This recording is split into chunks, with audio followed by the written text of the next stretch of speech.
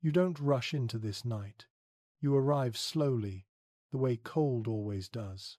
Before anything else, you feel the stillness, a wide-open silence stretching farther than your eyes can see.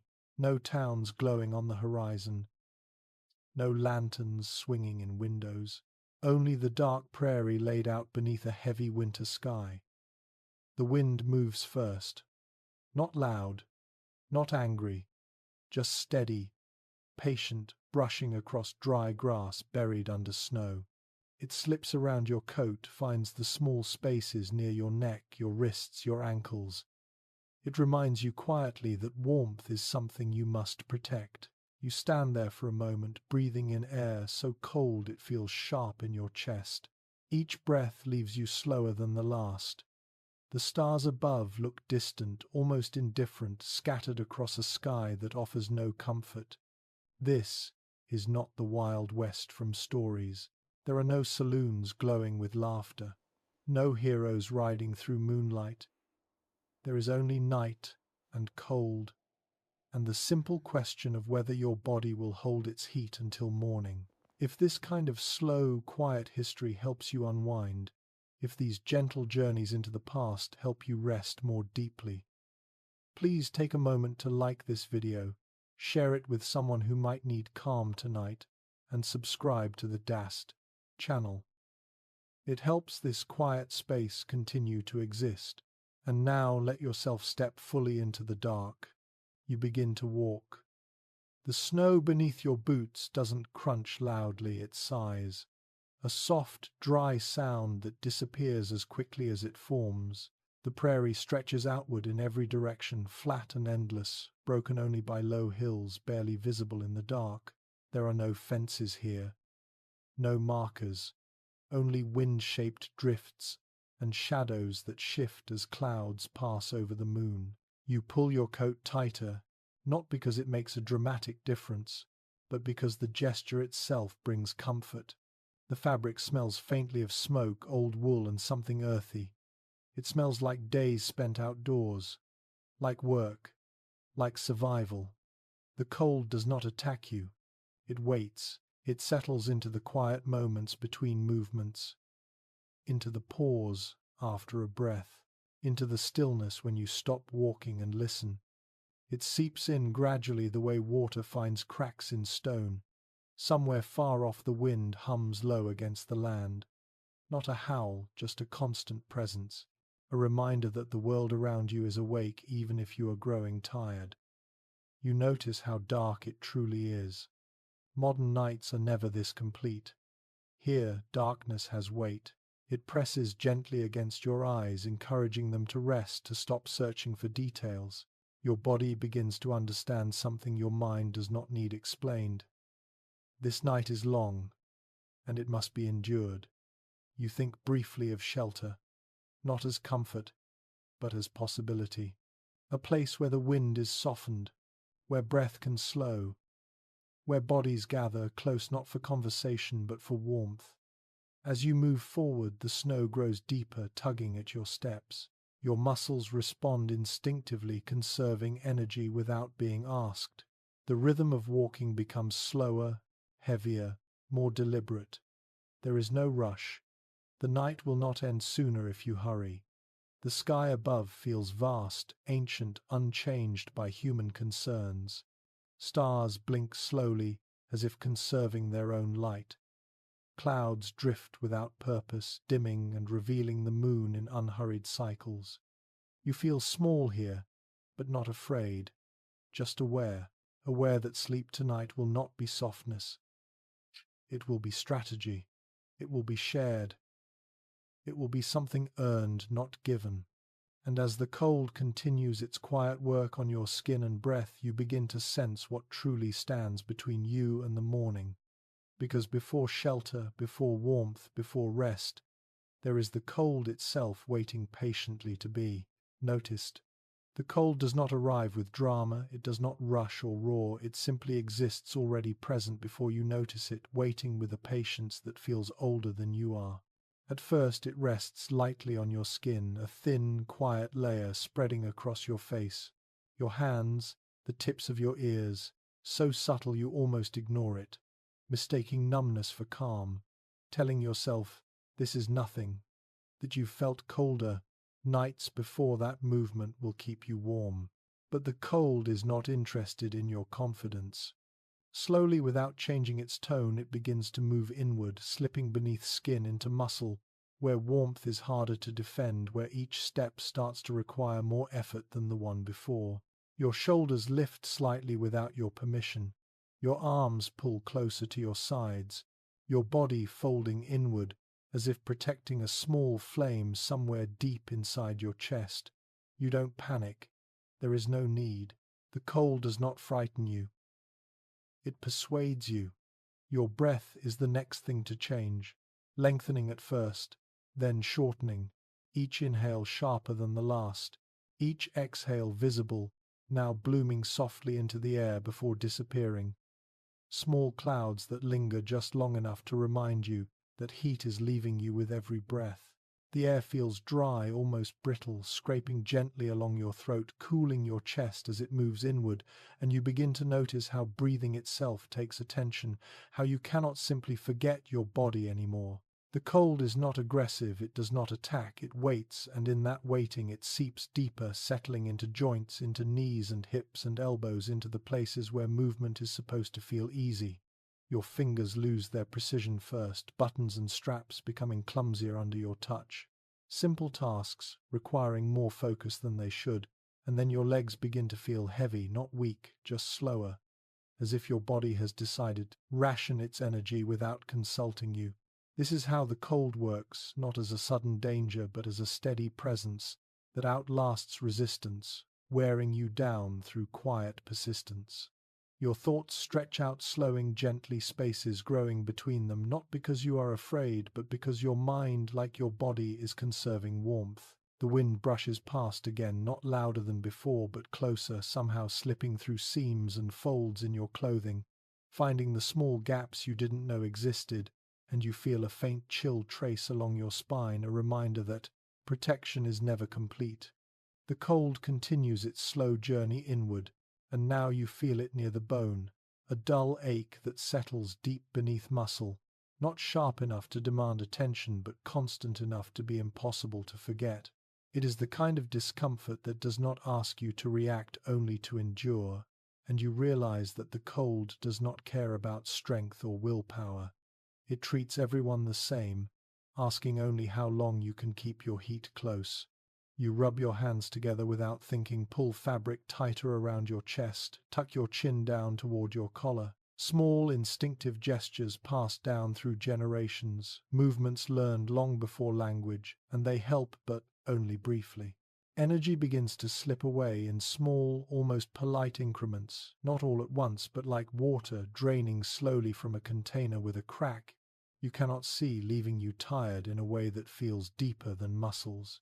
Even standing still feels expensive now, each pause inviting the cold to settle more comfortably, and you understand quietly that rest without shelter is not rest at all.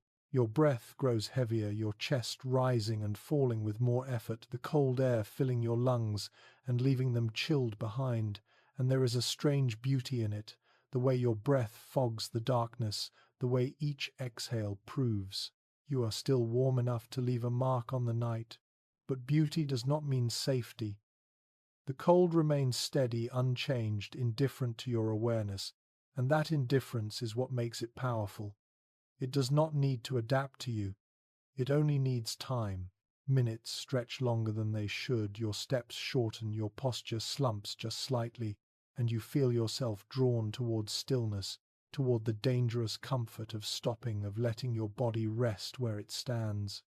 Somewhere in your awareness, older than thought, you know this is not an option, that warmth must be shared, protected, contained. The cold has done its work now, not by overwhelming you, but by convincing your body that survival requires something more than endurance. And as that understanding settles in, as your muscles accept their limits, and your breath steadies into a careful rhythm, you begin to sense the presence of shelter ahead, not as comfort, but as a fragile barrier between your fading warmth, the long patient night waiting quietly to receive you in.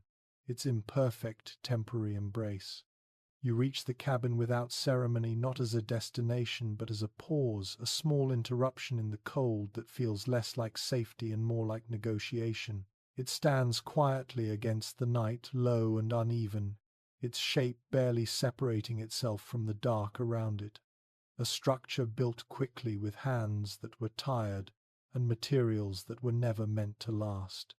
The wood is raw, still holding the scent of sap and damp earth planks, cut rough and nailed together without concern for symmetry, each board slightly misaligned each corner, reminding you that speed mattered more than comfort. As you step closer, you can see where the grain of the wood swells and tightens, where knots push outward, like frozen memories of the tree's former life. And when you touch the wall, your glove brushes against a surface that feels alive in a quiet way, cold, but not dead. Air. Inside, the space is smaller than you expected, not cramped but modest, as if it was never meant to hold more than bodies and breath, a shelter designed to keep the wind from touching skin, not to promise warmth.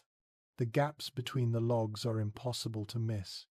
Thin lines of darkness snake along the walls, where wood does not quite meet wood, and through them the cold continues, its patient work slipping inside in narrow streams, invisible but felt curling around ankles and rising slowly toward knees. Someone has tried to stop it, pressing mud into the cracks, packing moss where hands could reach, stuffing scraps of cloth into the most stubborn openings, and you can see the care in these small efforts, the quiet determination of people who understood that perfection was impossible, but resistance still mattered. The mud has dried unevenly, flaking in places, holding firm in others, and the moss smells faintly green and wet, a reminder that this cabin borrowed as much from the land as it could, taking whatever the prairie was willing to give.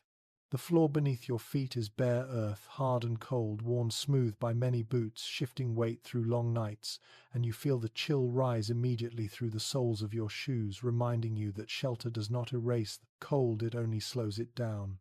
The roof hangs, low beams exposed and darkened by smoke, each one carrying a thin crust of soot from countless small fires, and above them you sense the open sky held back by little more than wood and hope. There is a door, but it does not fit cleanly, its edges uneven, leaving thin slivers of night, visible even when it is closed, and when the wind shifts outside it presses gently against the door, making it murmur softly in its frame, a sound that is neither threatening nor reassuring, just present. This place feels safe in the way that a hand over a candle flame feels safe, protective, but never without risk. You are out of the open prairie now, out of the direct reach of the wind, and your body recognizes the change immediately, muscles loosening just enough to notice the difference. Breath slowing slightly, shoulders dropping a fraction of an inch.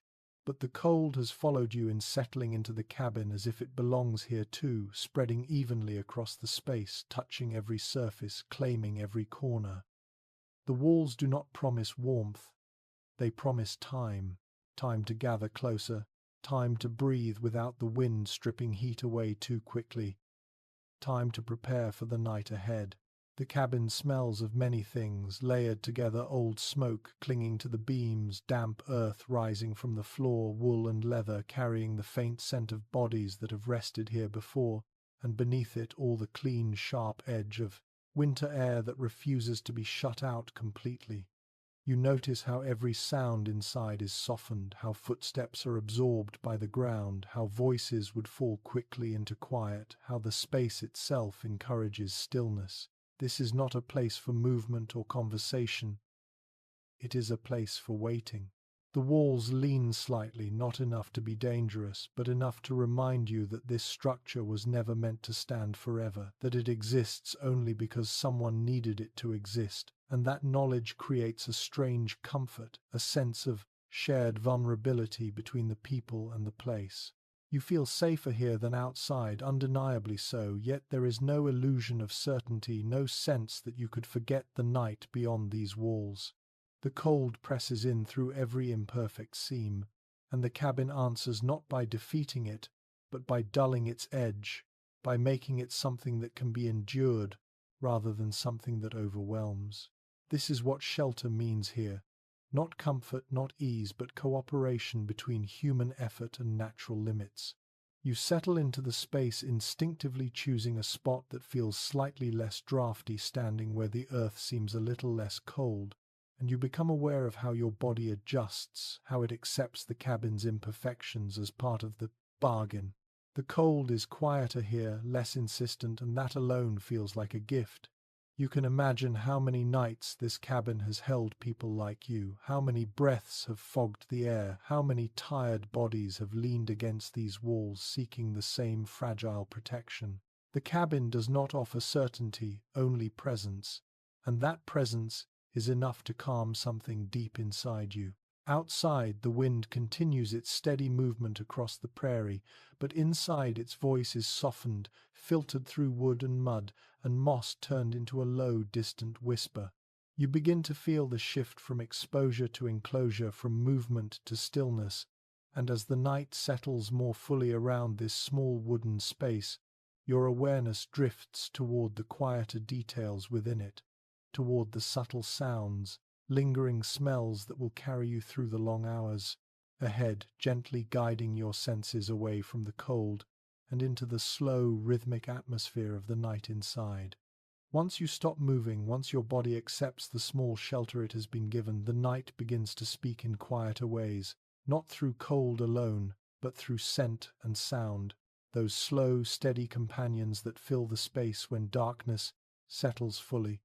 The first thing you notice is the smell, not one single scent, but layers resting gently on top of one another. The soft, lingering trace of old smoke clinging to the air, settled deep into the beams and walls. A smell that carries memory more than heat, reminding you of fires that burned low and long, tended carefully so they would last through the night without flaring too high. Beneath it is the heavier scent of animal hides, leather warmed by bodies over time, carrying a faint musky sweetness that speaks of use rather than luxury, of coats and blankets that have absorbed years of breath, sweat, and patience.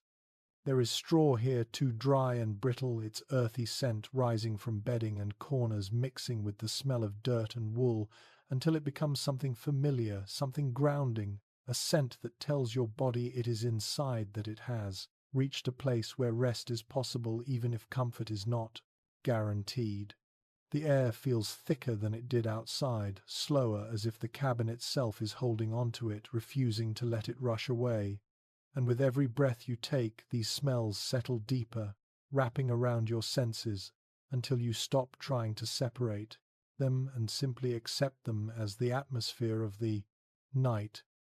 Sound moves differently here as well, softened by wood and earth, never sharp, never sudden, just a steady presence that hums quietly in the background. The wind still exists, of course, but its voice has changed, filtered through walls and cracks until it becomes a low, distant sigh, rising and falling at an even pace, like a breath you don't need to control. The cabin answers the wind in small ways, with the occasional creak of wood adjusting to the cold, a slow, deliberate sound that comes and goes without warning, reminding you that this structure is alive in its own simple way, responding to temperature and pressure as naturally as you respond to fatigue. These sounds repeat themselves, not exactly the same each time, but close enough to become predictable, and that predictability is what begins to calm you. A faint whistle slips through a narrow gap near the roof, pauses, then fades, only to return again moments later, and your mind, always eager to find patterns, settles into its rhythm without effort. Somewhere nearby, straw shifts slightly as the air moves, producing a soft, dry rustle that blends seamlessly with the creaking wood and distant wind, and soon it becomes difficult to tell where one sound ends and another begins. This is not silence, but it is close, a kind of gentle noise that does not demand attention, only presence. You realize how different this is from the nights you know now, where sound comes in, bursts, engines passing, devices humming, sudden interruptions pulling the mind outward, and the comparison is brief, almost instinctive, fading as quickly as it appears, because here there is nothing competing for your attention. There are no sharp edges to the noise, nothing to react to, only a steady, unchanging backdrop that encourages your thoughts to slow and stretch. Even your own movements feel louder here, so you move less, not out of fear but out of respect for the quiet that has settled around you. Your breathing begins to match the pace of the cabin, slow, and even each inhale carrying the faint taste of smoke and straw, each exhale releasing it back into the space unchanged. The smells do not grow stronger or weaker. They remain constant, and that constancy is soothing in a way that is difficult to explain, but easy to feel. It tells your body that nothing new is happening, that the environment is stable, that it can begin to let go of vigilance. The creaks of the wood continue, spaced far enough apart that you barely register them consciously, and when the wind presses a little harder against the walls, its voice rises slightly, then settles back down as if it too has learned the boundaries of this small space. You feel yourself drifting inward, attention turning away from the edges of the cabin and toward the steady center of your own breath, the sounds and smells becoming less distinct and more like a single enveloping presence. This is how the night works here, not by overwhelming the senses, but by lulling them into cooperation, by offering repetition instead of surprise, familiarity instead of threat. The world outside continues vast and cold and patient, but inside, these simple sensations create a pocket of calm, a space where your mind no longer needs to search or prepare. You are not alone in this quiet.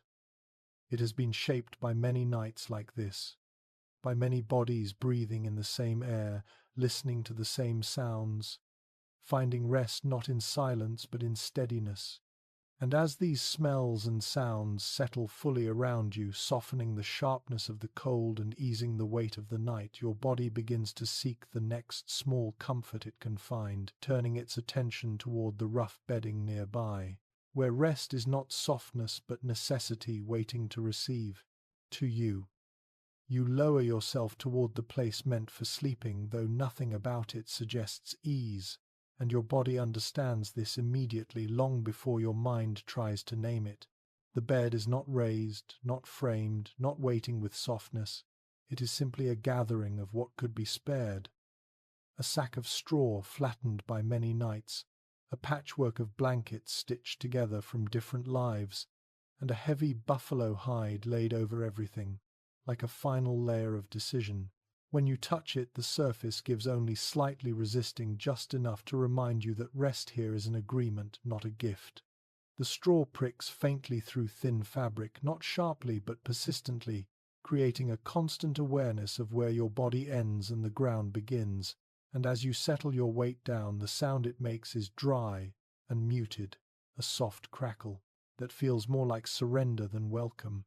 The blankets carry their own weight, heavier than you expect, smelling of smoke and animal and old nights, pressing down on your chest and legs until movement feels discouraged. Not because it is impossible, but because stillness is more efficient.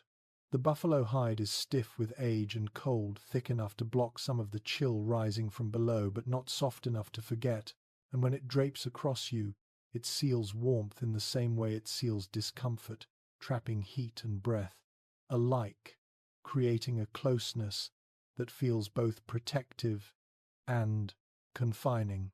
Your skin reacts immediately, itching where straw meets fabric, where seams rub against places already tired from the cold, and you resist the instinct to adjust too much, knowing that every movement costs warmth, that settling quickly is part of surviving the night.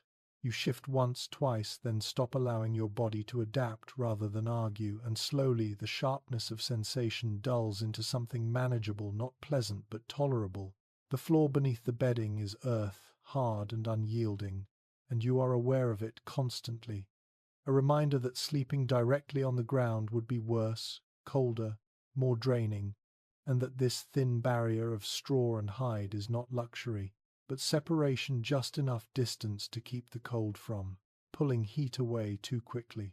Your muscles begin to relax, not because they are comfortable, but because resistance is exhausting, and the body, wise in its own quiet way, chooses endurance over complaint. You notice how your breathing changes again, slower now, shallower, each breath carefully measured to avoid stirring the blankets too much to keep the small pocket of warmth intact. There is no stretching out here, no claiming space. Limbs stay close, knees slightly bent, arms tucked in the posture, instinctive, shaped by generations who learned that curling inward keeps heat close to the core. The idea of comfort fades, quickly replaced by something older and simpler. This is enough. The bed does not promise rest in the way you know it now. It promises that you will not freeze, and that promise is sufficient. The straw shifts beneath you, occasionally responding to your weight, and each small movement sends a faint rustle through the bedding, a sound that blends into the steady background of the cabin, reminding you that sleep here is never fully unconscious, always lightly guarded. The blankets itch the hide, presses the straw, pokes, and yet slowly your body stops cataloguing these discomforts, folding them into the larger effort of staying warm, staying still, staying alive. You understand now that sleeping on the floor without this bedding would mean surrendering heat directly to the earth, letting the cold drink from you all night long, and the thought alone is enough to make the roughness above you feel acceptable, even necessary. This bed is not built for dreams, it is built for mornings. It exists so that when light returns, your body will still have enough strength to rise, to move, to continue. You think briefly of softer beds of mattresses that welcome instead of resist, and the thought passes without longing, because here softness would be a liability, trapping moisture, stealing heat, encouraging deep sleep where vigilance still matters. The heaviness of the hide keeps you grounded, reminds you where you are, holds you in place through the long hours when the cold presses hardest, and there is a strange comfort in that pressure, the feeling of being held down against the earth, rather than exposed to it. Your mind grows quieter as your body accepts the conditions, thoughts stretching out, slowing, drifting without urgency, and you realize that sleep here is not escape but cooperation, a deliberate act of working with discomfort rather than against it. The bed creaks softly beneath you, straw settling fabric, tightening everything, adjusting to your presence, and once it does, it remains mostly still, encouraging you to do the same. You are aware faintly of others nearby, of bodies arranged in similar positions, sharing the same imperfect warmth, and that awareness adds something the bedding cannot provide, a reassurance deeper than comfort, a sense that this endurance is not solitary. The night continues its quiet work outside the cabin, but inside, wrapped in straw and hide and shared breath, you allow your eyes to grow heavy, not because the bed invites sleep, but because your body understands that resting now, even imperfectly, is the most important work it can do. And as your breathing settles into a slow, careful rhythm, you begin to notice how each exhale hangs faintly in the air above you, forming delicate patterns that shimmer briefly before fading, signaling the quiet presence of frost, even here, just beyond the thin barrier of your shared warmth. As your body finally grows still within the rough bedding, the cold makes itself known in a quieter, more delicate way, not through pain or stiffness, but through breath, slow and steady, turning visible in the dim air of the cabin.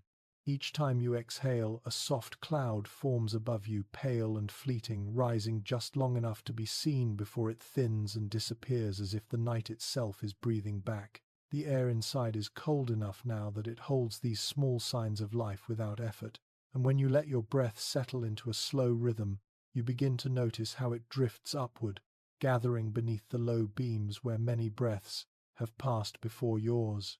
There, near the ceiling, the warmth of bodies meets the cold that presses down from the roof, and over time this meeting leaves behind something fragile and bright. Frost begins to form, not suddenly but patiently, a thin white lace spreading across the wood, tracing the grain of the beams with delicate patterns that glimmer faintly whenever the light shifts. It is beautiful in a way that asks nothing of you, quiet and precise, like a drawing made by the night itself. From time to time, a tiny crystal loosens its grip and falls, landing softly on a blanket or a sleeve, melting almost instantly against the faint warmth below, leaving behind a cool, damp reminder of how close the cold truly is. You feel it when it touches you, not as shock but as contrast, a brief whisper of chill that fades quickly, yet lingers in awareness. The cabin is breathing with you now, filling and emptying with each shared exhale, and the air grows thick with these small signs of life continuing in difficult conditions. Your own breath feels heavier than it did earlier, slower, careful, as if you are aware that each warm exhale feeds the frost. Above that warmth does not vanish, it only changes form. The rhythm becomes almost hypnotic. Inhale cold and sharp. Exhale warm and visible.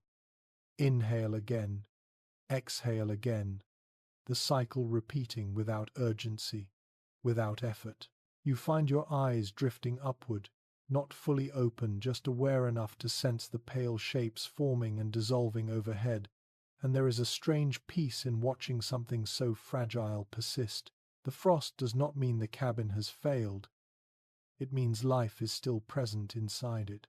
At the same time, it carries a quiet warning, one that does not frighten but instructs. The cold has not been pushed away, only slowed, only negotiated with, and this delicate balance depends on bodies staying close, on breath continuing on, warmth being shared rather than wasted. You are aware of others breathing nearby, their exhales joining yours in the slow work of keeping the air just warm enough, and this awareness settles, deeply comforting, in a way that no blanket could manage alone. The sound of breath fills the spaces between creaking wood and distant wind, a soft, uneven chorus that rises and falls naturally, never in perfect unison, yet steady enough to soothe. Each breath feels like a small affirmation, not of comfort but of presence, a quiet insistence that life continues here even in the cold. The frost above grows thicker in places, thinner in others, responding to the invisible currents of air, to the subtle shifts of sleeping bodies, and occasionally another tiny fragment lets go, drifting downward like a slow snowflake landing, without sound. You do not flinch when it touches you now. Your body has learned the difference between danger and reminder, and this is only the latter. The beauty of it is undeniable, these pale crystals catching faint light, these soft clouds of breath rising and fading, and yet beneath that beauty lies an understanding that sleep here is never complete, never fully surrendering, because the margin between warmth and cold is narrow and always changing. Your body remains curled inward, conserving heat, your breath measured, your movements minimal, and in this stillness the frost becomes part of the landscape rather than a threat. It is something to be noticed, not feared, something that teaches without speaking, showing how fragile warmth can be, how easily it lifts and drifts away. Time stretches gently, marked not by clocks or light, but by breath after breath after breath, each one contributing to the quiet cycle above.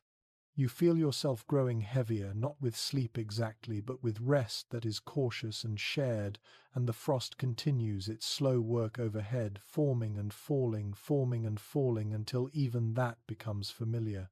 The night outside remains cold and vast, but inside, within this small wooden space, breath and frost coexist in a careful balance, and as that balance holds, your awareness begins to shift away from the air above and toward the bodies beside you, toward the warmth that comes not from fire or walls, but from closeness itself, waiting to become the next and most important defense against the cold. As the night deepens and the frost above continues its quiet work, something older than fear and stronger than cold begins to guide your body closer to the others around you, not as a choice made by the mind, but as a response written into muscle and bone. You shift carefully, slowly aware of each movement, and in doing so you close the small distances that still separate one body from another, until shoulders touch, until backs press gently together until the space between breaths disappears. There is no privacy here, no clear boundary where one person ends and another begins, and that absence feels strange only for a moment before it becomes natural, even necessary. The warmth you feel is not sudden or dramatic. It arrives quietly spreading where skin meets fabric, where heat transfers from one body to the next in small, steady exchanges. You feel it first along your side, a gentle pressure, a subtle rise in temperature that tells your body it is no longer alone in its effort. This closeness changes everything. The cold does not vanish, but it retreats slightly, pushed back, not by walls or fire, but by the simple fact of shared presence. Breathing becomes easier, deeper, as the air between bodies warms and slows, and you notice how your chest no longer tightens with each inhale, how your muscles loosen just enough to rest without collapsing. There is no conversation, no need to explain what is happening. Everyone understands without words that this is how the night is endured. Arms are tucked in, legs drawn close, bodies arranged like pieces of a puzzle fitting together not for comfort but for survival. You feel the weight of another person's back against yours, solid and reassuring. A reminder that strength here is collective, not individual. The smell of wool and leather grows stronger as bodies gather, mixed now with the unmistakable scent of human warmth, breath and skin, creating a living barrier against the cold. Children are drawn inward, instinctively placed at the center where warmth is strongest and movement is least, their smaller bodies protected by layers of adults who curve around them without thinking. You feel the presence of a child nearby, light and warm, breathing softly, and something inside you settles a quiet certainty that this, more than anything else, is what matters. The night outside remains vast and indifferent, but inside this circle of bodies the cold is no longer the only force at work. There is no space for self-consciousness here, no room for the modern idea of personal comfort or boundaries. Sleep becomes a shared act, a collective agreement to stay close, to lend heat, to accept inconvenience for the sake of mourning. You feel how the rhythm of breathing begins to synchronize, not perfectly, but enough to create a gentle pattern, a rise and fall that spreads through the group like a slow tide. Each exhale warms the air a little more, each inhale draws that warmth back in, and over time this exchange creates a pocket of life that feels remarkably steady. The emotional warmth that grows from this closeness is quieter but deeper than physical heat. A sense of belonging that settles into the chest and stays there, easing tension you didn't realize you were holding.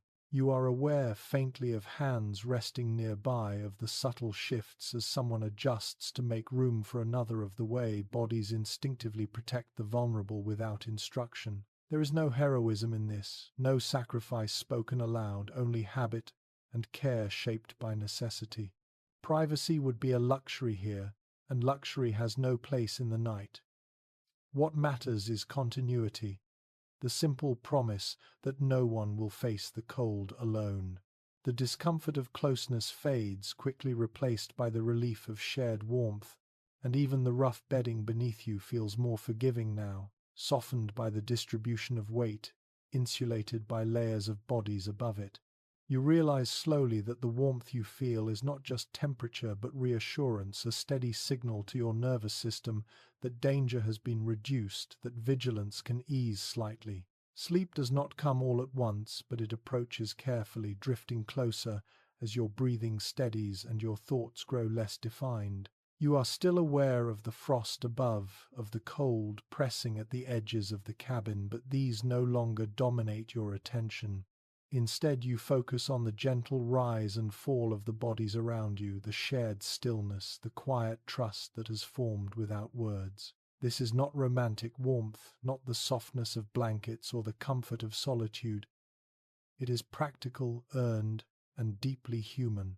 You understand, perhaps without fully naming it, that this closeness is not just about surviving the night, but about maintaining something essential across generations.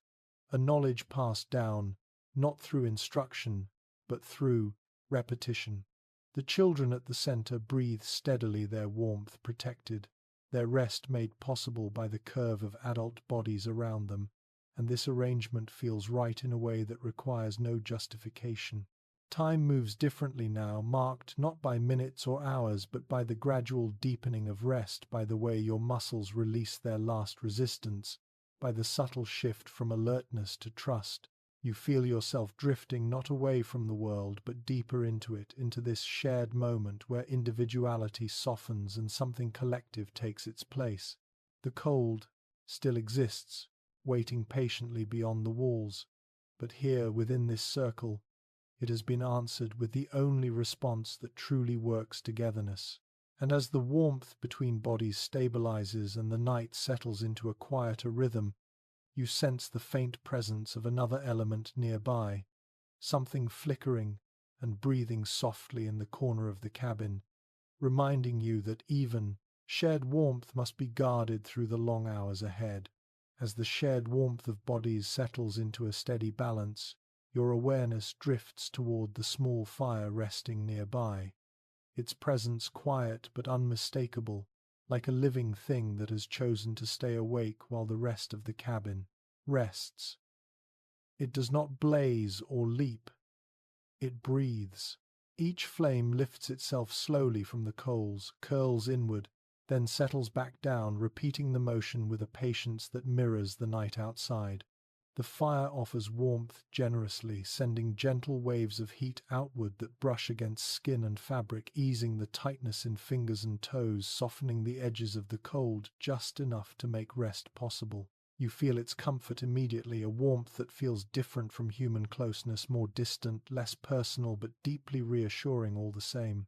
The light it casts is low and unsteady, not bright enough to banish darkness, only enough to shape it, to give the walls and bodies faint outlines that shift and blur as the flames move.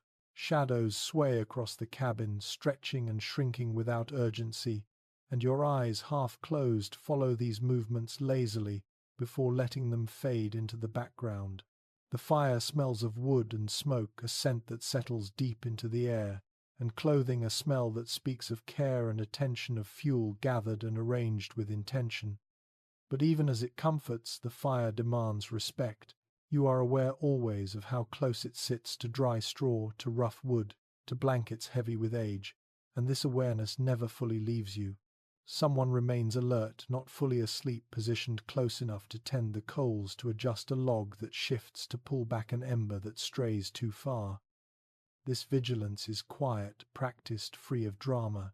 The fire is not feared, but it is never trusted completely. It is treated as you would treat an animal that provides companionship and work, but still carries its own instincts. When the flames grow too high, they are coaxed downward, not forced, not smothered, just guided back into calm. When they weaken, a piece of wood is nudged closer, encouraging them to breathe again. The sound of the fire becomes part of the night's rhythm, a soft crackle, a gentle sigh, as wood settles, repeating in patterns that your mind begins to recognize without effort. These sounds are never loud, never sudden, but they keep sleep light, remind the body that rest here is partial, shared with responsibility. You drift in and out of shallow sleep awareness, rising whenever the fire shifts tone, then easing back down as it settles. The warmth it provides is steady but not overwhelming, just enough to counter the cold pressing at the edges of the cabin, just enough to keep frost from forming too quickly near the floor. You understand even as you rest that without this fire the night would be much harder, that its presence extends the body's endurance in ways no blanket alone could manage. And yet the knowledge of its danger rests alongside that gratitude, balanced carefully. A spark jumps once, briefly landing harmlessly on packed earth, and the movement is noticed, immediately addressed without words, a hand reaching out to smooth the space where it fell. The fire seems to respond to this attention, settling back into itself, as if acknowledging the agreement between it and the people who rely on it. Sleep here is fragmented, never deep enough to forget the fire entirely. You wake briefly to its glow, to its warmth on your face, then drift again, carried by the shared rhythm of breath and flame. The hours pass not in silence, but in this low, constant exchange between heat and watchfulness. Someone shifts position to stay awake a little longer, then another takes over the duty, passing quietly from one to the next, ensuring the fire remains a helper rather than a threat. The light dims and brightens each cycle, familiar enough to soothe rather than startle. You feel how the fire anchors the space, how it creates a center around which bodies arrange themselves, a focal point that gathers warmth and attention alike. Even in sleep you sense its presence, a steady companion through the darkest hours, asking for care in exchange for comfort. The night outside remains cold and vast, but inside the fire holds a fragile boundary, a line drawn not with force but with patience. As the flames slowly settle into a quieter state, coals glowing softly beneath a thin layer of ash, the cabin grows dimmer, calmer, and the work of the fire shifts from active warmth to gentle maintenance. Your breathing slows again, matching the fire's rhythm, and rest deepens slightly, though never completely. This is how the night continues, balanced on attention and restraint, warmth and caution existing side by side. And as the fire settles into its lowest, most enduring glow, you begin to sense that the long hours ahead will be carried not by flame alone, but by the small, thoughtful acts that surround it, waiting to be revealed in the simple ingenuity of what comes next. As the fire settles into its quieter glow, and the cabin breathes more evenly, your attention drifts to the small, thoughtful choices scattered quietly through the space, inventions so simple they almost disappear into the night, yet powerful, enough to change how the cold behaves around you. Near the edge of the fire, a few stones rest close to the embers, dark and unremarkable, slowly absorbing heat, without complaint, waiting patiently to be moved once the flames subside.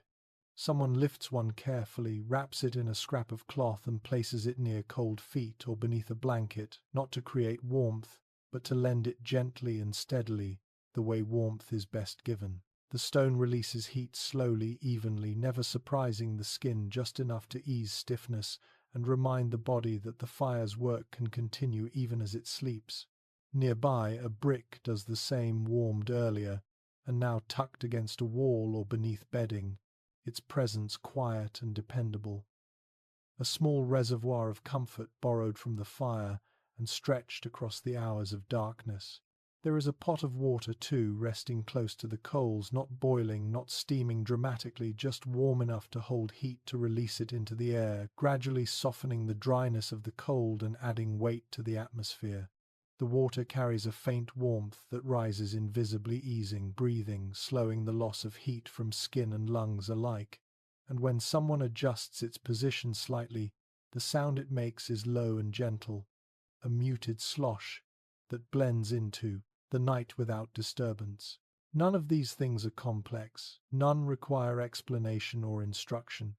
They exist because someone noticed what the cold takes and found a way to slow it down. These are not inventions meant to conquer winter, only to negotiate with it, to borrow small advantages where possible. A rolled blanket is placed beneath the door to block a narrow draught, a piece of cloth tucked higher into a stubborn gap, where wind insists on slipping through a jacket, hung strategically to shield a corner where the cold pools most heavily. Each action is small, almost invisible, but together they reshape the night just enough to matter. You feel these changes not as sudden relief but as subtle improvement, the way your shoulders relax a little more, the way your feet hold warmth longer, the way breathing feels less sharp. This is adaptation in its quietest form, not innovation driven by ambition but by necessity, shaped by observation and patience. The people here do not speak of these choices. They are simply done, passed down through habit rather than instruction, learned by watching, by feeling what works and what does not. The cold remains present, still pressing at the edges, still patient, but these small responses keep it from settling too deeply, from draining energy too quickly. You notice how the stone near you grows cooler over time, its gift spent slowly and completely, and when it does, it is replaced without comment. Another warmed earlier, now taking its place. Nothing is wasted, nothing hurried. The rhythm of these small acts mirrors the rhythm of the night itself, slow and deliberate, guided by experience rather than urgency. There is comfort in knowing that warmth does not come only from fire or bodies, but from attention, from noticing where the cold lingers and responding with whatever is available. Even the simplest objects gain purpose here, transformed by context and need into tools of survival. A tin cup filled with warm water is passed quietly, hands wrapping around it for a moment before it moves on, each person taking just enough to steady themselves. The cup returns to the fire refilled, reheated, continuing its gentle circuit through the cabin. You feel a sense of calm grow from this process, not excitement or pride, but reassurance, the knowledge that the night is being managed thoughtfully, that no single source of warmth is relied upon entirely. These small inventions spread the burden, extend the fire's reach, soften the demands placed on bodies already tired. They speak to a way of living that values awareness over abundance, that finds solutions not in more but in enough. As your body absorbs the quiet benefits of these choices, you find yourself growing heavier, not with exhaustion alone, but with trust. The trust that comes from knowing the cold is being met on many fronts, each one modest, each one effective. The night continues long and steady, but it no longer feels overwhelming. It feels navigable. These small acts do not banish winter, they coexist with it, adapting rather than resisting. And in doing so, they reveal something gentle and enduring about the people who rely on them. You sense, without fully naming it, that this knowledge did not come from books or instruction, but from watching the land, from learning what holds heat and what releases it, from observing how nature itself manages cold and copying those lessons with humility. And as the cabin settles further into rest, warmed by stone watercloth and shared care, your thoughts drift toward where this wisdom first came from, toward those who understood the land long before cabins were built, whose ways of living offered quiet guidance, still echoing through the night, waiting to be noticed again. As the night stretches on and the cabin settles into a deeper stillness, you begin to sense that much of what keeps you alive here did not originate with the people inside these walls, but with a much older relationship between human bodies and the land itself.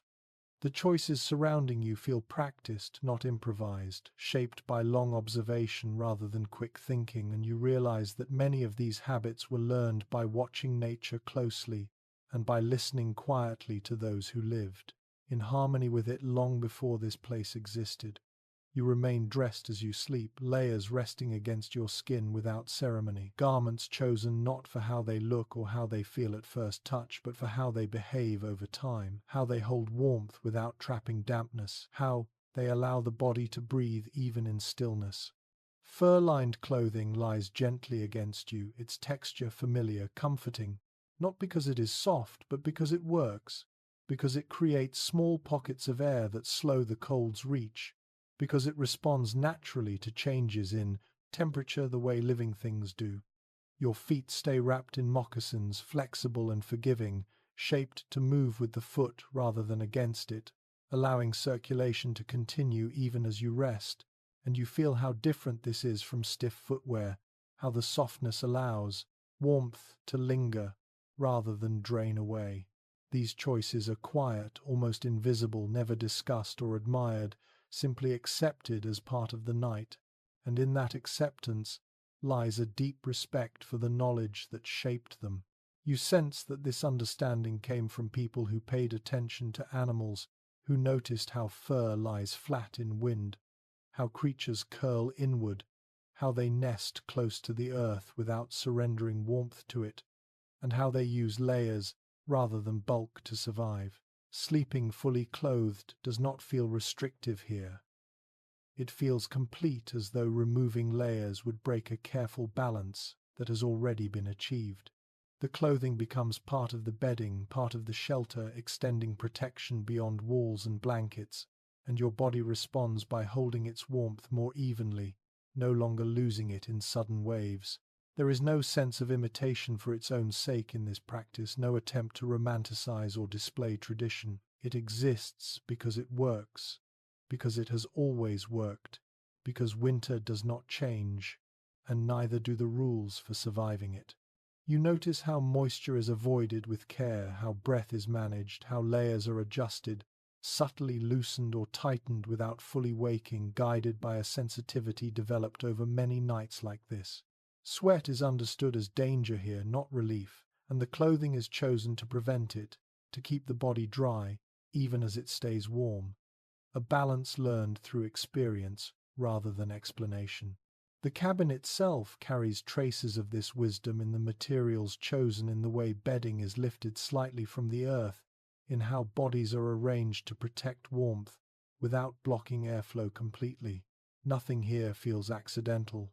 Even the way you rest your arms, the way your head is positioned, reflects an understanding that the body must work with the night, not collapse into it. There is humility in this approach, a recognition that survival does not come from force or mastery, but from cooperation, from accepting the limits of the human body and adapting gently around them. You feel supported by this knowledge, not instructed by it, as if the land itself is offering quiet guidance through habit and sensation rather than words. The warmth you feel now is not dramatic, not luxurious, but steady and reliable, and it comes as much from alignment as from insulation.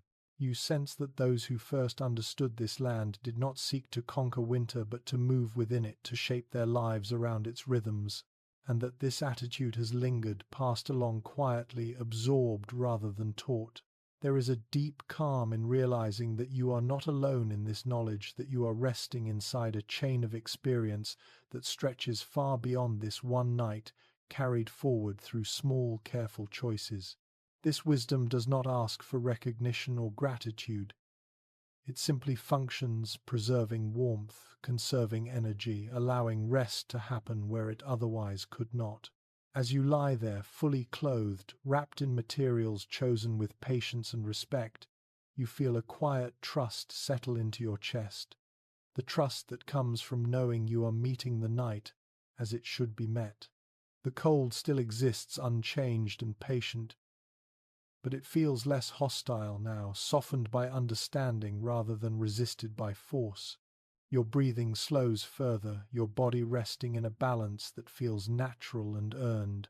And as this sense of alignment deepens, your awareness drifts outward once more toward the snow, beyond the cabin walls, toward the way it gathers and settles not only as a threat, but as a blanket of its own, preparing the land to become quieter, gentler, and more still as the night continues. As the night continues to deepen, something subtle begins to change outside the cabin, and you sense it not through sound but through its absence. The wind that once pressed steadily against the walls no longer speaks with the same persistence, its voice softened, muted, as if wrapped in layers. Snow has been falling quietly for hours now, not in dramatic flurries, but in a steady, patient descent, each flake settling gently upon the last, building a soft white weight across the land. What once felt like exposure now feels enclosed, as though the cabin is slowly being tucked in by the night itself. The snow gathers against the walls, filling small gaps, smoothing rough edges, blocking the paths where wind once slipped through with ease. You notice how the air inside grows calmer, heavier, less restless, and your body responds almost immediately, breath slowing further, muscles loosening just a little more. The cabin begins to feel less like a fragile structure standing alone on the prairie, and more like a cocoon wrapped carefully in silence and stillness. Snow absorbs sound in a way nothing else can, and as it thickens outside the world beyond, the walls fades into a deep, comforting quiet. No distant gusts, no shifting shadows, no sudden movements to draw your attention outward. The night feels padded now, softened, as if someone has laid a thick blanket over everything sharp and loud. You realize quietly that the same snow that threatened to bury paths and freeze skin has become an ally, standing between you and the wind, insulating the cabin in its own simple way. Inside, the change is unmistakable. The temperature feels more stable, less prone to sudden drops, and the small pockets of warmth created by body's fire and careful habits hold their shape longer. The walls creak less frequently now, relieved of constant pressure, and even the fire seems calmer, its flames rising more evenly, unchallenged by drafts. The silence grows so complete that it feels almost tangible, a presence rather than an absence settling gently around you. This kind of quiet does not demand attention, it invites surrender. Your thoughts slow further, stretching out like the snow-covered land beyond the cabin, smooth and uninterrupted. The snow does not rush. It accumulates patiently, and in doing so it changes the rules of the night. The cabin, once exposed on all sides, now feels cradled, its rough lines softened by the white weight pressing gently against it. You imagine how the snow fills every hollow, wraps around the base of the walls, seals the ground from the air, and this image brings a sense of reassurance that sinks deep into your chest. The enemy you prepared for has transformed without announcement, not through force but through persistence, turning from threat into shelter. You listen, though there is little to hear now, only the faintest suggestion of flakes landing, a sound so soft it barely registers, like breath falling on cloth. This silence is not empty. It is full of rest. It carries with it a feeling of safety that does not come from strength or control, but from being held gently by the landscape itself. The prairie outside, once vast and open, now feels distant, its sharpness dulled, its edges blurred beneath layers of white. Inside the cabin, the air feels steadier, warmer in a subtle way, and you realize that snow has always known how to do this, how to protect what lies beneath it by slowing the movement of cold and wind.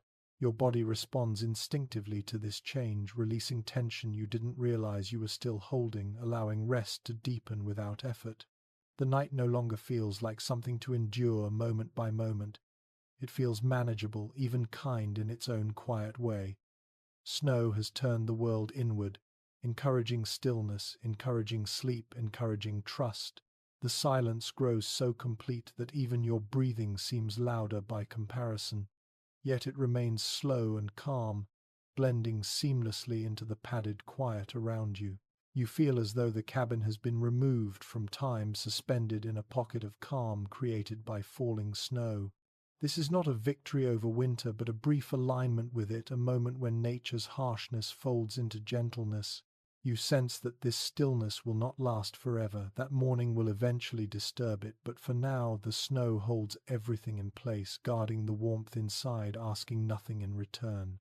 As your awareness drifts deeper into rest, wrapped in this unexpected protection, you begin to feel the slow ache of cold that remains despite all efforts, settling into joints and lungs alike. A reminder that even with allies, winter leaves its mark, waiting quietly to be felt more fully when the body stirs again. As the snow settles into its quiet work outside and the cabin holds its fragile calm, your body begins to reveal the costs of the long night in ways that cannot be ignored. Not sharply, not dramatically, but through a slow accumulation of discomfort that feels heavy and familiar. The cold has left its mark already, sinking deep into joints that stiffen when you remain still too long, knees and shoulders aching with a dull persistence that does not demand attention, yet never fully releases it. When you shift even slightly, the movement sends a quiet reminder through your bones, a stiffness that takes time to ease, and you understand that this pain is not injury, but the kind that builds night after night in bodies asked to endure more than they can fully recover from.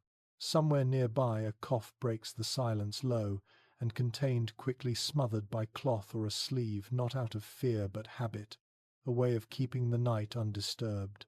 The sound lingers briefly, then fades, absorbed by the cabin's stillness, and you notice how breathing itself feels heavier now, each inhale requiring just a little more effort than before. The air remains cold despite all precautions, and it settles into lungs and throat alike, encouraging small dry coughs that come and go without warning. There is no medicine here, no remedy to reach for, no expectation that these discomforts can be fixed before morning. Pain is managed, not cured, endured rather than fought. You feel the fatigue beneath everything else, not simple tiredness, but a deep weariness that rests in muscles and joints, a heaviness that makes even thought feel slow. Sleep does not arrive as healing. It arrives as pause. When you drift briefly into rest, it is shallow, interrupted by the need to shift, to breathe more carefully, to respond to another small ache that makes itself known. And yet this imperfect rest matters. It preserves what strength remains, keeps the body from slipping too far into exhaustion. You are aware dimly of others around you experiencing the same quiet struggles, each body carrying its own set of aches, its own small illnesses shared not through conversation but through sound and movement. A muted groan when someone adjusts position, a pause in breathing followed by a careful exhale, the faint rustle of blankets as joints protest and then settle again. These sounds are not alarming. They are expected part of the night's texture. There is no sense of tragedy in them, only acceptance. The cold makes no distinction between strong and weak, young and old. It leaves its imprint evenly, and everyone learns to live with the results. Without medicine, without treatment, beyond warmth and rest, the body relies on time and care, on patience rather than intervention. You understand quietly that sleep here does not make pain disappear. It only prevents it from growing worse. It holds the line. Your joints remain sore, your throat remains dry, your muscles remain tired, but they do not worsen while you rest, and that alone is enough.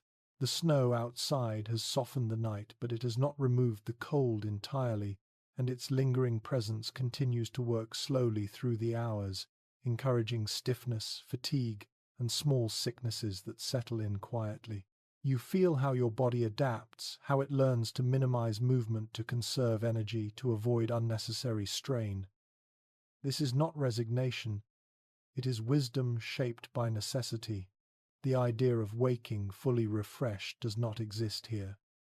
The goal is simpler, more modest: to wake at all, to rise with enough strength to move, to work, to continue. You sense that this understanding is shared, that no one expects more than that, and this shared expectation eases something inside you, removing the pressure to recover completely, to feel better than the night allows.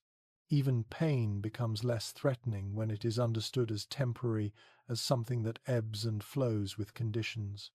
Your breathing settles into a careful rhythm, again slower, now measured, conserving warmth and energy alike.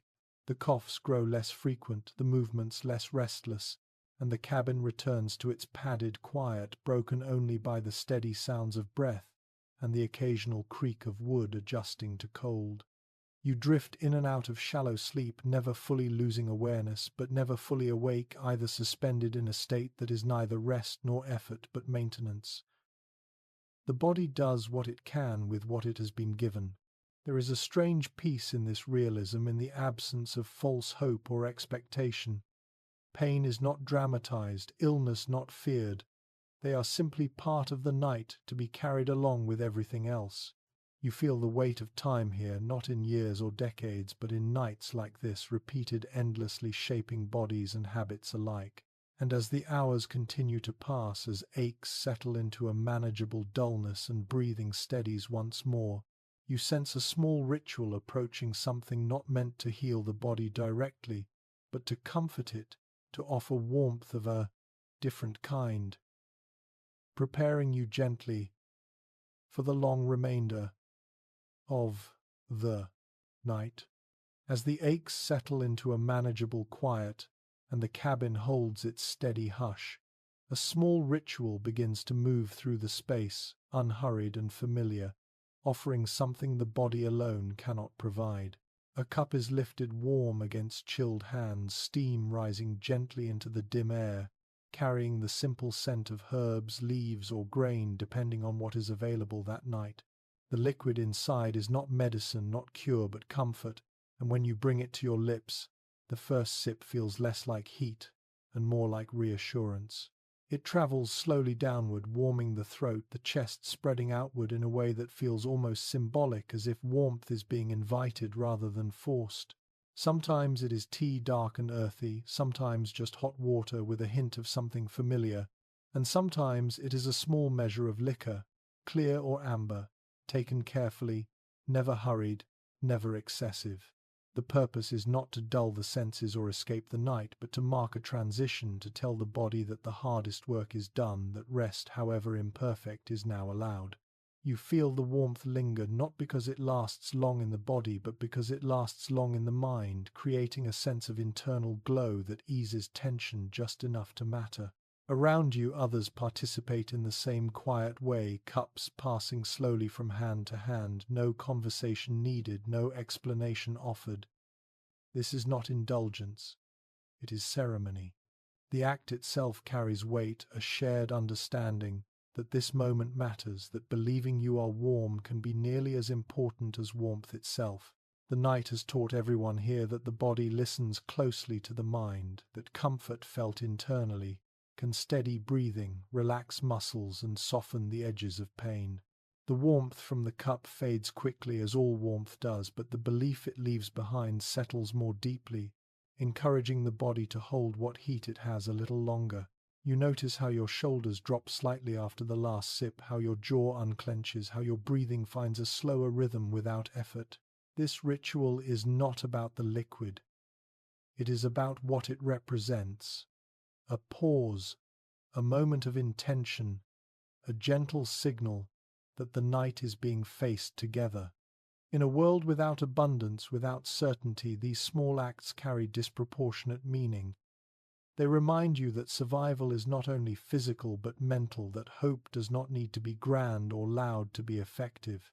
The warmth of belief spreads quietly, reinforced by repetition, by memory of nights before this one, when the same simple ritual marked the same transition. You sense that this practice has been carried forward through countless evenings like this, not because it guarantees comfort, but because it offers steadiness. The cup is eventually set aside, empty, now its purpose fulfilled, and hands return to blankets and bedding, fingers tucking fabric, closer movements, slower, more deliberate. The body may still ache, the cold may still press at the edges, but something has shifted, something internal that makes these sensations easier to bear. The fire continues its low glow, the snow continues its quiet work outside, and inside belief has joined warmth and community as another layer of protection. You feel calmer not because conditions have improved, but because your relationship to them has softened. This is not denial, it is resilience shaped by experience. The night does not demand optimism, only endurance, and belief offers just enough of that to carry you forward. Your eyes grow heavier now, thoughts stretching out, becoming less distinct, and the ritual's effect lingers in the form of quiet confidence, a sense that you are prepared for what remains of the night. Sleep approaches slowly, cautiously, never fully surrendering awareness, but welcoming rest in measured intervals. And as the cabin settles once more into its steady rhythm, as cups are forgotten and breathing evens out, you begin to sense how rest itself will come in fragments, broken gently by the needs of the night, waiting to unfold piece by piece, until morning finds its way back. Sleep does not arrive here as a single unbroken thing, and you understand this without disappointment, as if your body already knew what the night would allow. Instead, rest comes in pieces, small and uneven, drifting toward you and away again like shallow waves. You close your eyes, feeling yourself sink for a moment into heaviness, only to be gently pulled back by responsibility, by sound, by habit. Somewhere nearby, the fire shifts a soft crackle, changing its tone just enough to draw attention. And even before your eyes open, part of you is already listening, checking, making sure the flames remain calm and contained. Someone stirs, rising carefully, moving slowly so as not to disturb the others more than necessary, adding a piece of wood, adjusting embers, then settling back down. The movement is quiet, practiced, and it blends seamlessly into the night, and soon your eyes close again, drifting back toward rest. Minutes, or perhaps longer past time, is difficult to measure now, and sleep returns light and fragile, never deep enough to erase awareness completely. Then another sound interrupts it, distant but distinct, the muffled shift of an animal outside, the soft stomp of hooves in snow, reminding you that care extends beyond the cabin walls. Livestock cannot be forgotten even at night, even in winter, and this knowledge rests lightly but firmly in the back of your mind. Someone pulls on boots again, wraps a coat around tired shoulders, steps briefly into the cold to check that everything remains as it should, and you feel the cabin's warmth shift slightly as the door opens and closes, letting a thin breath of night slip inside before sealing again. You half wake, then half sleep, hovering in between your body, unwilling to fully let go, yet too tired to remain alert for long. This pattern repeats itself quietly, not with frustration but with acceptance. Sleep comes, breaks, returns, each fragment carrying just enough rest to sustain you until the next interruption. There is no clock to mark these moments, no expectation that rest should be continuous or complete. Instead, the night is measured by tasks and checks, by responsibilities met and then released again. You feel how your body adapts to this rhythm, learning to rest quickly when the opportunity arises, learning to let go without resistance, knowing that even a few minutes of stillness can make a difference. The mind grows skilled at settling, slipping into shallow sleep, almost on command, then rising again just as easily when needed. This is not insomnia, not restlessness born of anxiety. It is functional wakefulness, shaped by necessity. You notice how dreams, when they appear, are brief and fleeting images rising and dissolving before they can fully form, flashes of warmth, of movement, of familiar shapes that offer comfort without pulling you too far away. Your body remains curled inward, conserving heat even when you stir, and each time you wake you take stock quickly. Fire, steady breath nearby, calm, cold, held at bay, then allow yourself to sink again. The night stretches long, but it does not feel endless. It feels segmented, manageable, broken into small portions that can be handled one at a time. There is no resentment toward these interruptions, no longing for uninterrupted sleep, because this is simply how nights are lived here. You sense that everyone around you shares this understanding, that no one expects more from sleep than it can reasonably provide. Even the children, tucked close and protected, shift occasionally, murmuring softly before settling again, their rest deeper but still influenced by the movements around them. The cabin breathes as a whole, waking and resting in staggered rhythms, never fully asleep, never fully awake. Outside, the snow continues its quiet watch, the wind remains muted, and the world holds steady, allowing this broken pattern of rest to continue without urgency. Your body grows heavier with each return to sleep, even if it never stays there long, and the cumulative effect begins to show: muscles loosening, breath deepening slightly, tension easing in small increments. You realize that rest does not require perfection to be effective, it only requires persistence. Each fragment adds to the last, layering enough recovery to carry you through. The night teaches patience in this way, reminding you that endurance is built from small allowances rather than grand solutions. As the hours pass, interruptions grow slightly less frequent, the fire needing less attention now, the animals settling into their own quiet rest, and the gaps between waking stretch just a little longer.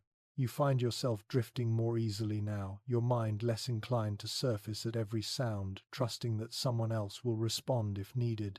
Sleep still comes in pieces, but the pieces grow softer, heavier, more satisfying. And as your breathing steadies once more, as your awareness dims gently around the edges, you begin to sense that the next time you wake it may not be to tend fire or listen for movement, but to the faint, almost imperceptible shift in the night itself, as it begins slowly and without announcement, give way to dreams of warmth and light. Somewhere between waking and sleep, when your breathing has found its slowest rhythm, and the night no longer asks anything of you, dreams begin to arrive softly, not as stories with clear beginnings, but as gentle impressions that drift in, out like warmth remembered rather than felt. You dream of fire first, not the restless flames of the cabin, but a steady, glowing hearth that asks no tending, its heat spreading evenly, endlessly, without smoke or danger. In the dream, the fire is always just right, and you feel yourself sitting near it without effort, hands warm, shoulders loose, the chill forgotten. The image fades and returns again, reshaped slightly each time, sometimes becoming sunlight instead, soft and low, resting on your face, as if it has been waiting for you.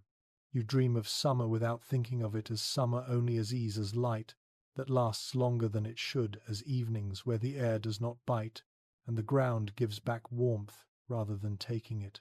Fields appear in fragments, green and open, moving slowly in a breeze that carries no urgency, and you walk through them without weight, without stiffness, your body moving the way it remembers how to move. Food appears too, not lavish or excessive, but simple and satisfying.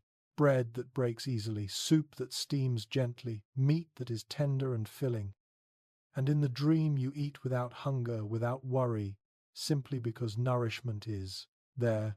These images do not linger long.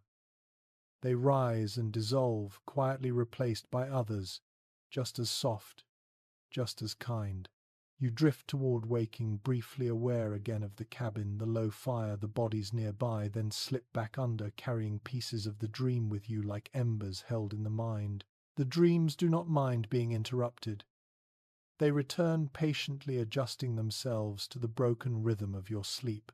Sometimes you dream of warmth as sound, laughter low and distant, voices blending together without words, and sometimes as color, golden and steady, filling the darkness behind your closed eyes.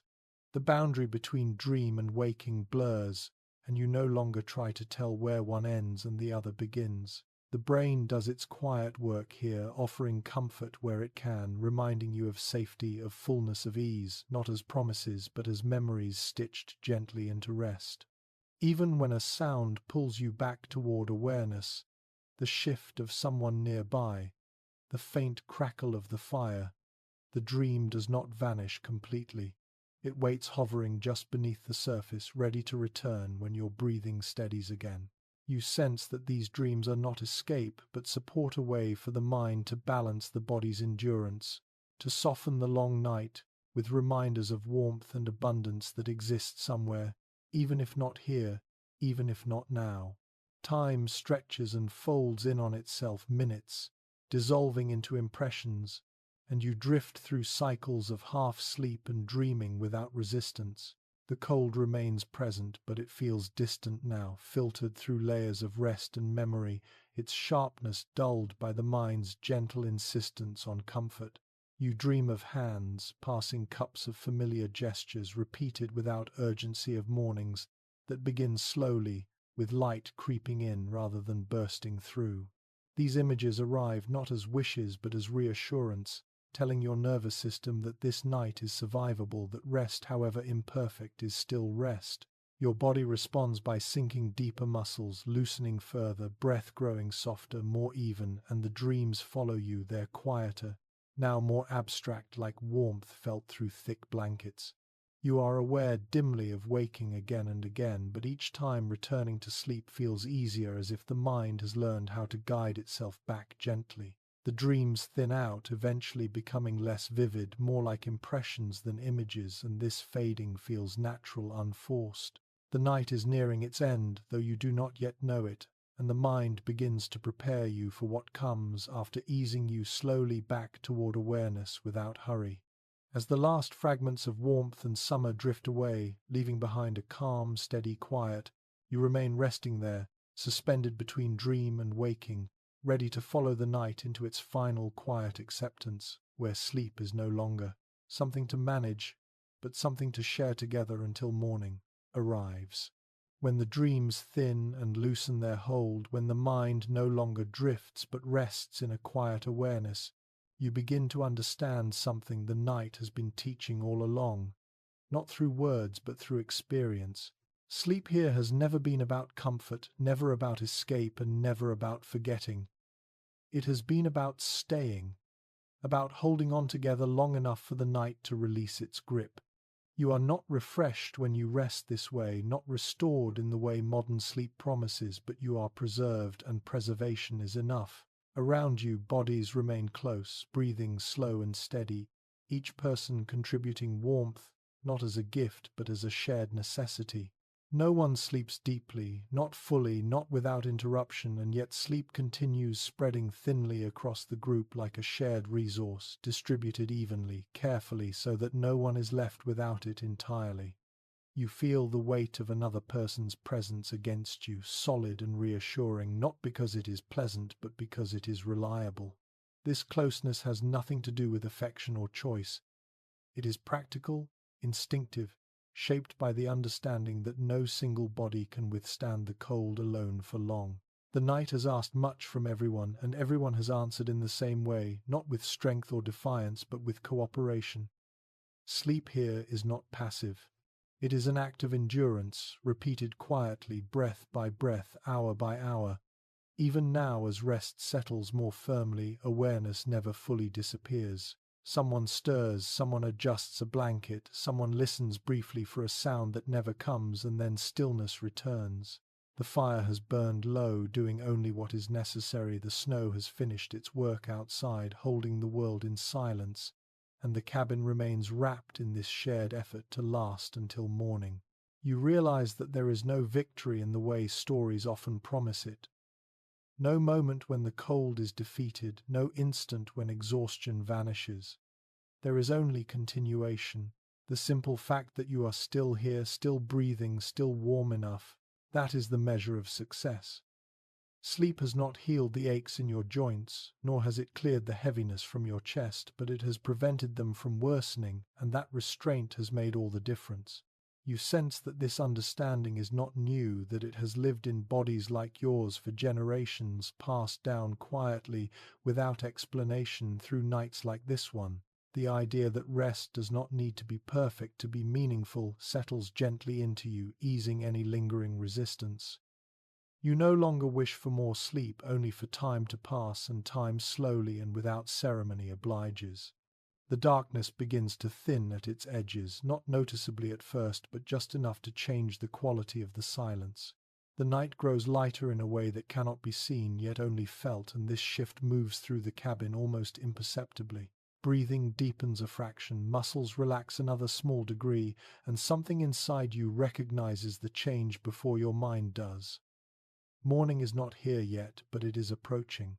And that knowledge carries no excitement, no relief, that bursts outward, only a quiet settling, a sense that the hardest part has been completed.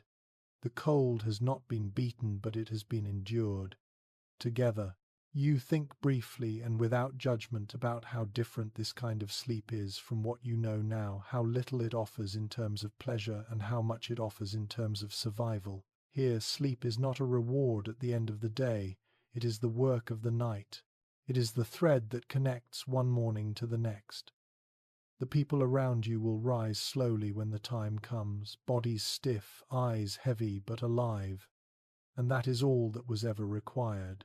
The night has not been kind, but it has been fair, asking the same of everyone and sparing no one special treatment. And in that fairness something human has endured. You remain still, allowing the last moments of darkness to pass without impatience, held in place by warmth that came not from walls or fire alone, but from shared presence and shared restraint. There is no triumph waiting in the morning, only continuation work and another day shaped by the same quiet cooperation. And as the night finally loosens its hold, as sleep settles into its final shallow phase, before waking you rest there calmly, knowing that surviving the cold was never about any one person, but about staying together long enough for light return. From this long, quiet journey through a winter night in the Wild West, a few enduring lessons rise gently to the surface, not as instructions, but as truths you feel, rather than analyze. The first lesson is that rest is not always comfort. For those people, sleep was never soft or guaranteed. It did not erase pain, silence, worry, or restore the body completely. Instead, sleep was an act of maintenance, a way of holding the body together long enough to face another morning. In modern life, we often expect rest to fix everything, to make us whole again by morning. But this story reminds us that sometimes rest simply keeps us going, and that is enough. There is dignity in endurance, even when recovery is incomplete. A second lesson is the quiet power of community. No one survived those nights alone. Warmth came not from wealth or technology, but from bodies drawn close together, from shared vigilance, from small acts of care repeated without recognition. Children were protected instinctively. The weak were not separated from the strong. Survival was collective. In our own lives, this translates to a simple but often forgotten truth: we do better when we stop trying to carry everything by ourselves. Asking for help, offering presents, and staying close to others, especially during hard seasons, is not weakness. It is wisdom. Another lesson lies in adaptation over control. The people of the Wild West did not defeat winter. They learned to live inside it. They observed nature, borrowed its methods, and adjusted their expectations. Snow became insulation. Fire became both helper and responsibility. Clothing, ritual, and habit were shaped by reality, not by comfort or pride. In modern life, we often exhaust ourselves trying to control everything: outcomes, emotions, circumstances. This story gently suggests another way: adapt where you can, accept where you must, and move forward without bitterness. Perhaps the deepest lesson is about belief and mindset. A cup of hot tea, a small sip of liquor, a familiar ritual before sleep. These did not change the temperature much, but they changed how the night was endured. Belief calmed the nervous system. It slowed the breath. It allowed rest to arrive in fragments instead of panic. In today's world, belief may take different forms: routine, faith, gratitude, mindfulness, but its role is the same. When the body cannot be fully comforted, the mind can still be steadied. Finally, the story teaches us that survival is not dramatic. There is no grand victory, no triumphant ending. Morning arriving simply means you made it. And sometimes in life, that is the win: getting through the night, holding on, staying human. Thank you for spending this quiet time with us, for listening, resting, and reflecting. If this story brought you a sense of calm or perspective, please consider liking the video, sharing it with someone who might need gentle company tonight, and subscribing to the channel. Your support helps keep these slow, peaceful stories alive. May your own nights be warmer, your rest gentler, and your mornings kind.